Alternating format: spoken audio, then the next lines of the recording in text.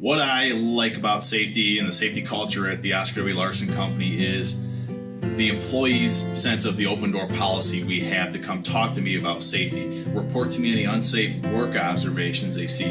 Well, if guys driving down the road see some distracted drivers, see unsafe work observations on other job sites, and they'll call me and report those things to me because they're engaged. They know these things and they're excited to bring them to my attention because they feel like they recognize the hazard.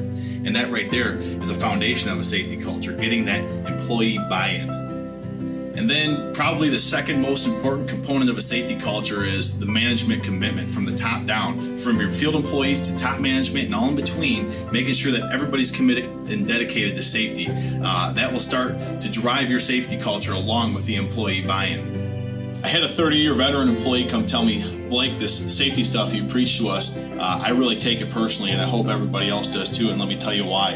About 20 years ago, early on in my career in the same industry, I watched a tank hole collapse on my job.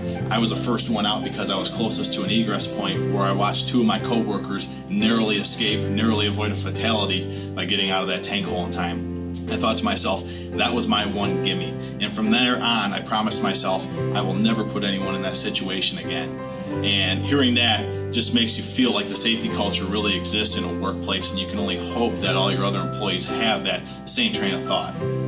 You see, we can't always bet or assume that our employees have had those gimmies, those learn from mistake examples that we can all learn from and know how to work safely around, because the newer generation of workers are earning a workplace that's much safer already. Therefore, we have to start right out of the gate with a comprehensive safety program.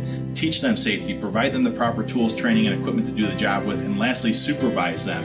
If you do all those, that's an effective way to get that safety culture planted and growing in your organization, so that way it'll begin to manage itself and work for you tremendously.